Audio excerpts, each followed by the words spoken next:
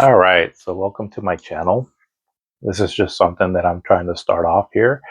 See how it goes. I wanted to create a channel where I can just discuss um, video game topics. Um, I've been playing games for a considerably long time. Um, I'm 45 years old, and I've been gaming since pretty much I was, as far as I can remember. The first system I remember playing was the Odyssey 2, or the Odyssey Magnavox 2, um, and the Magnavox Odyssey 2. And so just wanted to share some insight on just gaming as a whole, mainly starting off with retro games, but eventually working my way up to more modern stuff. There's a lot that I want to say about this hobby of mine that I've enjoyed for many years, and there's a few things that have prompted me to start this channel. One of them is just trying to do my part as much as I can to preserve video games. I say that with some of the things that have come out recently, where going back to a study that came out about almost about a year now, where they were talking about how 87% of video games aren't available for retail release of some sort, or where you can acquire them by legal means. And the other one being where just a few months ago, the Video Game Historians group had gone before Congress to, my understanding, set up some kind of a library of games to preserve video games. And ultimately, it seemed that it was shut down. So, with a lot of older games being almost endangered as far as being able to access them, I wanted to provide some insight on some of these games and just gaming as a whole, having had experiences from playing games from a while ago, and just to sort of preserve my own thoughts on them, a way to look back on some memories that I've had, but also to for other people to experience those memories and just kind of share in this enjoyment of this hobby of ours. A lot of modern games nowadays have tons of ways to access them at the moment, and then also channels dedicated to them. There's a lot of retro gaming channels out there and videos out there for them, but my concern is just that a lot of this stuff will, for especially for the older stuff, will eventually be lost in time, or interest in them will just start waning as the as my generation starts kind of dying out, so to speak. And so right now, I'm hearing about people where like systems like the Xbox 360 and the Wii and the PlayStation 3 are their systems that they grew up with. And I'm thinking, oh my God, those were systems where I was already well into my adulthood, when they came out. And if those are starting to be considered retro now, then what about games from the Sega Master System, the Nintendo Entertainment System, the Magnavox Odyssey 2, the Atari 2600? Those are games that I grew up with and all, and so it just pains me a little bit to hear that a lot of those games are just kind of getting lost in the wind almost. A lot of them still have their big following, right? Your popular games like your Super Mario games, Sonic the Hedgehog, Final Fantasies, Chrono Trigger, and those are still talked about and all. But there's a lot of other stuff out there that just seems like they don't quite get the recognition anymore. And so again, that's just part of why I wanted to do this.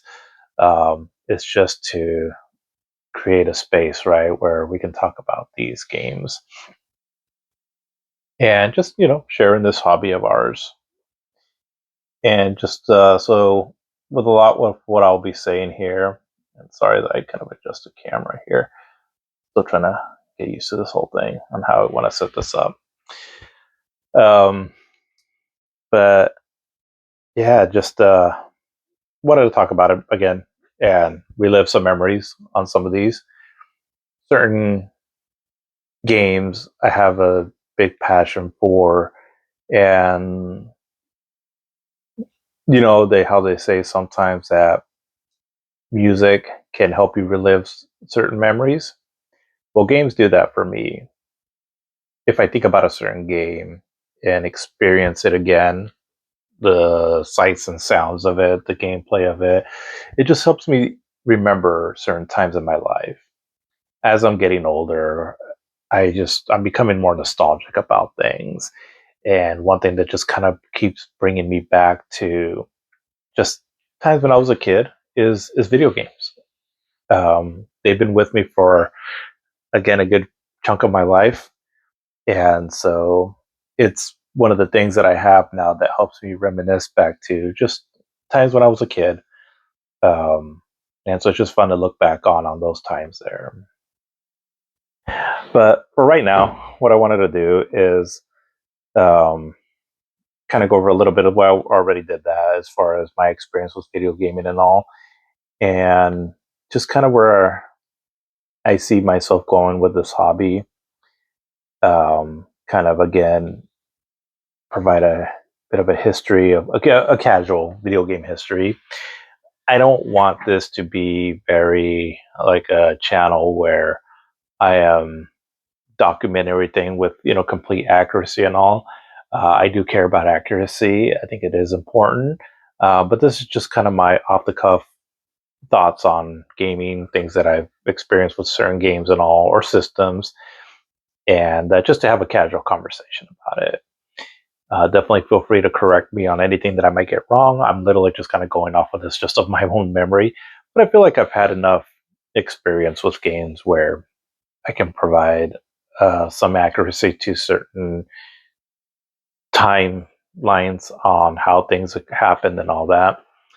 Um, and yeah, and again, this is just mainly for just a casual conversation about video games. So as far as video game collecting and all, I did have to sell a good chunk of my gaming collection that I had a few years ago. Um, I had a decent collection. If I had all the games that I had ever purchased physically, and up until now, or even a lot of the games that I purchased digitally, if I had them in some kind of a physical format, I would have a pretty large library of games. But unfortunately, I just didn't have the space now to have a lot of these games, where I can store them. So I've resorted to, again, more modern games, collecting them digitally. And from some years ago, I started really getting into emulation. And so I've just had some of these ROMs saved on hard drives and all.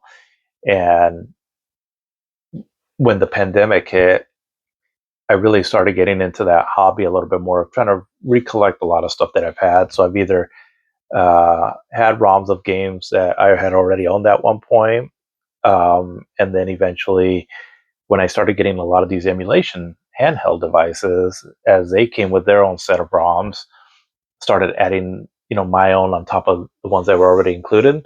And so I have a pretty large library now of games from those means right there. And it's a little overkill, honestly. But I just like having these collections and these games accessible, even though I know I'll never play them in my lifetime. But definitely some games that I've always wanted before or I've had at one point, I do have them on here. And so it's just fun to go back and experience some of these games. Um, what I've been doing recently is I kind of got to the point where I, I'm slowing down a lot on a lot of the newer releases that I'm playing. There's still some games that I'm really interested in, but I find myself just going back to older games. And as I'm doing this little project here, one thing I've been doing is I've been taking some time to go through the different generations of gaming and just spending some time in that generation and just playing games strictly from then. So, for example, right now I've been playing games from the fourth generation. So that would include game systems like the Sega Genesis, the Super Nintendo, the TurboGrafx 16, Neo Geo, the Sega CD, and such, and just kind of reliving that moment, those games that were out at that time, my own experiences with them. Excuse me. And just wanted to um, talk about them a bit. So my experience growing up was a little different than most people probably experience starting off if you started off gaming in that time frame.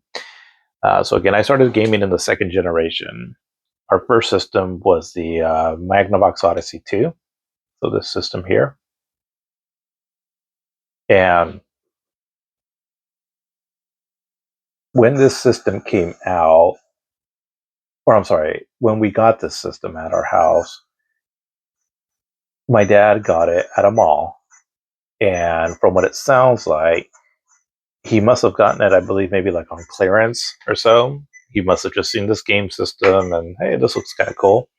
I must have been maybe like around 4, 5, 6 within that age range. So I was born in 1980. So meaning that the Magnavox Odyssey 2 was pretty much already on its way out.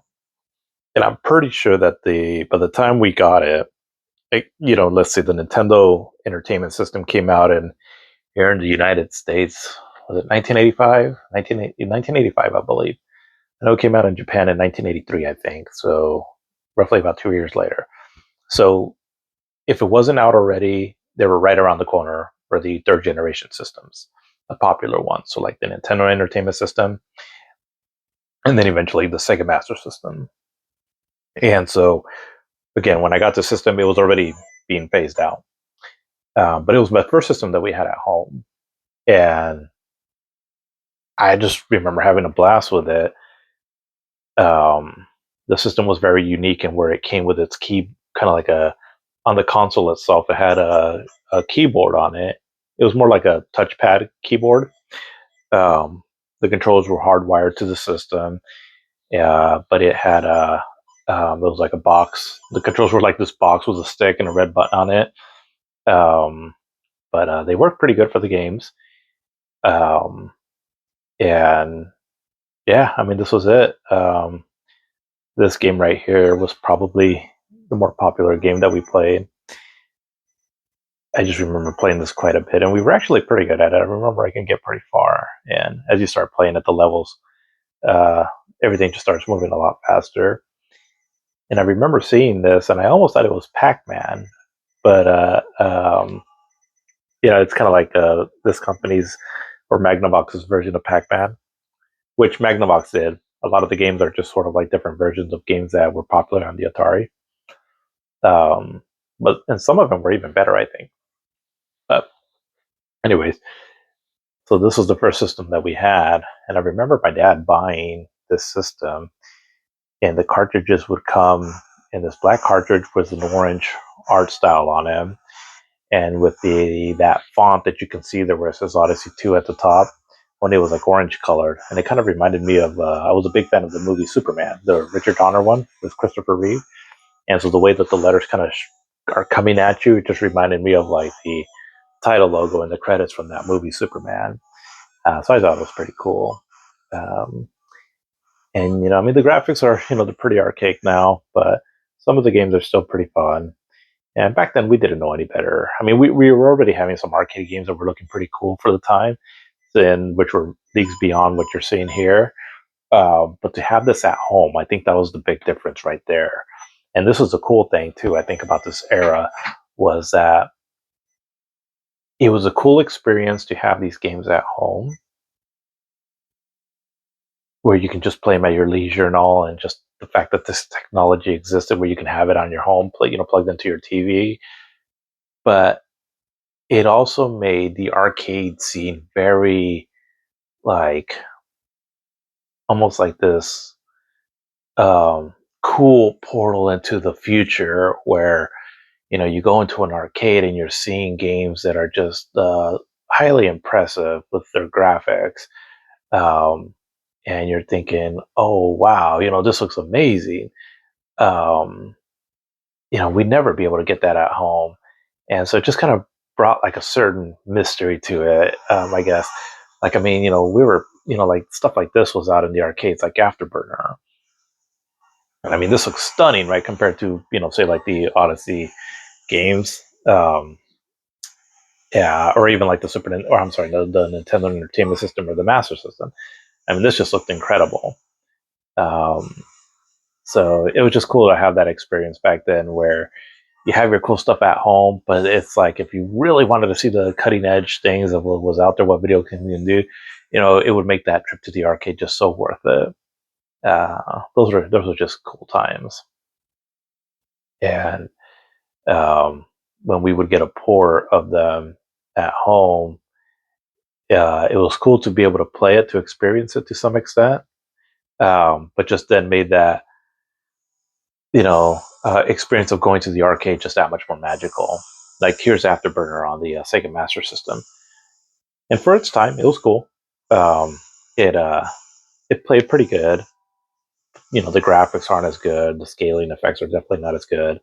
The music and the sound effects are definitely toned down, but it was still cool, right, to play at home. But um, it was just it was an experience to having those two drastically different experiences, right, which you can play at home and then in the arcade. Um, but yeah, just um, I've been collecting a lot of these games here again and putting them on these handheld emulation devices, which they've been a godsend. So, for example, this is the RG35XX Plus, um, and it's pretty cool because you can play games pretty well up until the PlayStation. It can do also Dreamcast and PSP, and it can emulate them pretty good, but without this having an analog stick, I just don't put those games on here. I think it's impressive that I can do it, but I just try to keep this from things from like uh, the PlayStation down, right? Not even the Sega Saturn because I can't emulate the Sega Saturn. But just to kind of really keep it like more of a retro system, and it's pretty pocketable, um, and just cool to have. That I can have all these games on here just at the palm of my hands. I mean, God, if I had something like this as a kid, it would be just insane.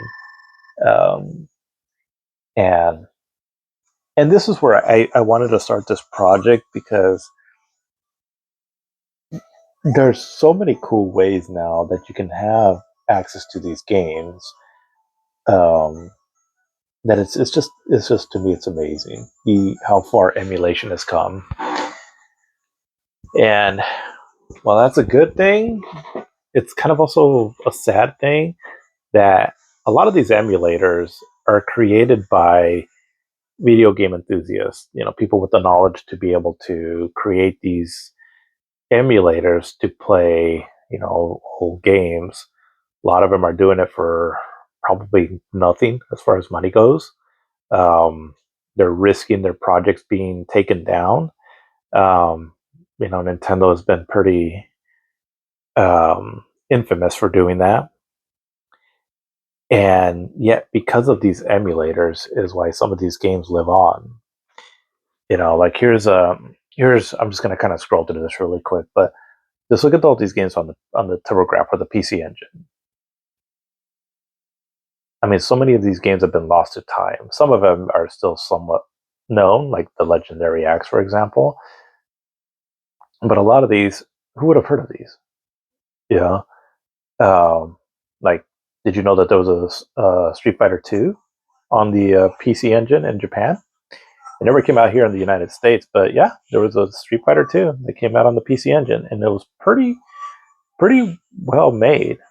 Um, and again, a version of this game that would have been lost to time. You can say that, well, there's other ways to play Street Fighter 2, better versions of it. But I think that with video games, it's an art to me, and people put a lot of effort into making these games, and to see it just kind of lost in time, it's uh I mean, I think it's a bit of a tragedy to the medium on how there just hasn't really been a way to archive these experiences. Um, I mean, I remember looking at pictures of this game in magazines and thinking it just looked pretty stunning, right? On a system that is technically, you can consider it a 16-bit system, but it's kind of an 8-bit system. And the fact that I could do Street Fighter 2 like this, a game that was at the time pretty cutting edge in the arcades, it's just impressive. Um, I've just enjoyed these kind of things, from a while, and so I appreciate the artistry, and all that goes into it. Um, so, for me, it is important to acknowledge these things. Um, Splatterhouse, uh, just a really popular, well, for the PC Engine, anyways, or the TurboGrafx game at the time. Um, you can buy this game on the Nintendo eShop, maybe on some of the other systems, but I've seen, but it's the arcade version, which again, you could say it's like better than this version. But like this TurboGrafx version out there, or PC Engine version, you can't, as far as I know, you can't buy it legally anywhere. Um, like, did you know that Sega put a lot of games on the TurboGrafx 16? Like, here's Space Harrier. Um, the PC Engine was very popular in Japan. Uh, it competed against the Nintendo Entertainment or the Nintendo or the Famicom over there in Japan. I want to say, I think at one point, I think it might have overtaken it too.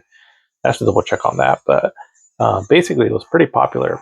So popular that Sega even started putting games on the system, which is why you got conversions of like Space Harrier on it. Um, and this is just an example, right? Um, of just games that would be lost to time. I never experienced the TurboGrafx or the PC Engine back in those days, but I remember just reading about it in magazines and all, and just always would want a copy or a game system of it. But I didn't grow up in a rich household, and I think even for people that had money, I just think it wasn't just like a system that a lot of people wanted to get unless you were like a hardcore enthusiast at that time. Um, but now to be able to have access to these games is pretty magical. Um, Here's a version of Power Drift. Looks pretty choppy, but I thought that was pretty cool, right? That this game existed on the TurboGrafx. But yeah, just and so that's a part of why I want to do this channel. It's just to talk about these things, talk about some experience with it. I'm just kind of going to like a quick overview here. Um, as right now, as I was talking about before, right, where I'm playing games of taking some time to play games of a certain generation. My goal for this year is to stick to a generation for roughly about 2 months. So right now I've been playing fourth generation games, and then move on for another 2 months to the next generation, fifth generation or so. So basically ending the year right where we're at right now. Um, the Nintendo Switch 2 just got announced.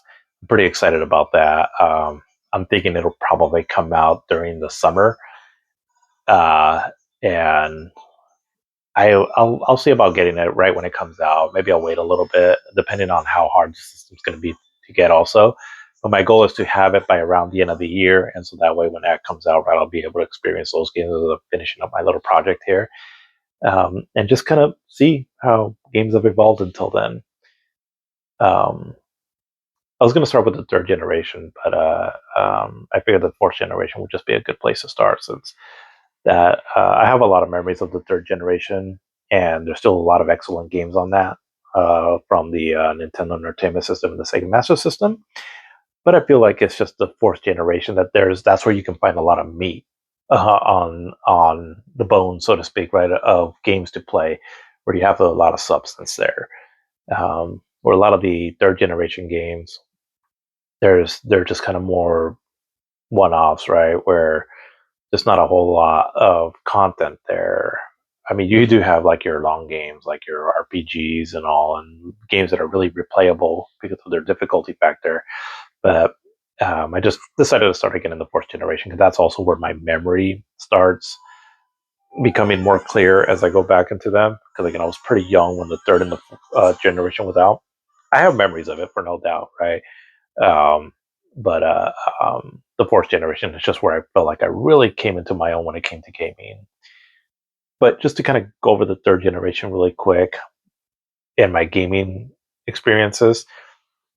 So after we got the Magnavox, we weren't Nintendo kids in my household. We were Sega kids. And so the Sega Master System was the system that we had that I have a lot of fun, that I do have fond memories on and some nostalgia on. Where everybody else was playing Mario Brothers and Zelda, we were playing, Golbelius and Fantasy Star and let's see, Rambo. Um, oops. Um, what's another game that we saw? Vigilante. I remember playing this game quite a bit. Um, let's see. We didn't have a whole lot of games, but I definitely remember playing some of these here. See, we had Spellcaster. I remember wanting that game a lot. And now I got it here, right? It's just cool to see that game. Space Harrier. I remember wanting these games a lot back then, but never did get them. But I do remember having games like really got into Great Soccer, Rocky. I remember playing this. Well, my cousin had this. Uh, it's pretty choppy nowadays, but back then it was fun. Rambo, First Blood Part 2. I remember playing this game a lot. We used to like the Rambo movies back then, so having a version to play at home was pretty cool. Um, Pro Wrestling, I remember having fun with this game. I never owned it, but I had a friend that did, as we would borrow it from him. This game here, though, Fantasy Star. I will go more into depth on this game in another video. Um, but this is definitely a game that probably really got me into games. Like I said, I'll go more in detail on this game later, but yeah, this game for sure, just a classic. And I definitely have nostalgia though for Nintendo also, the Nintendo Entertainment System. So I never had the system growing up, um, but had some friends that did. Had a really close friend that had the Nintendo Entertainment System. So every weekend, he would either come to my house and so experience Sega games, and then when I would go to his house, we would experience Nintendo games. And then the friends that we had that lived in the area where he lived at had Nintendo systems. And the cool thing though was that when they would come over to my house, me and my cousin had the Sega Master System. So we had some group of people within our circle that had access to these two systems. Back then, I knew Nintendo was on top. I knew that they were a more popular system, but within my circle, and this is before the internet and all, it almost felt like they were side by side. Like they were both equal. Like I said, I knew that Nintendo was more popular. I just didn't know by how much, right? Because Sega seemed like they were on top of it too as well. And I like that I experienced that, right? Because I got to see and experience a lot of Sega games that a lot of people unfortunately didn't, and it eventually led me to not only liking Sega games, but giving that underdog game or underdog systems a chance too. And eventually, where I became someone that was appreciative and seeking out systems, not just sticking with one. As I got older, right, and I had the means to, I would buy all the systems and all. I mean, like I said, as I became an adult, I liked having all the major systems that would come out.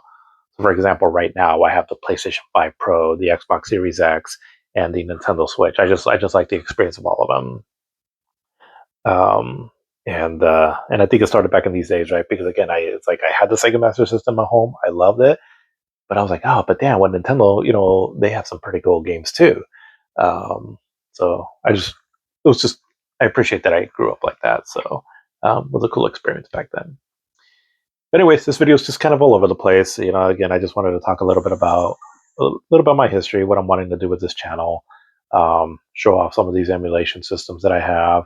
I'm gonna become, focus more on like a specific system or a specific game, and go over them a little bit more in detail, and go from there.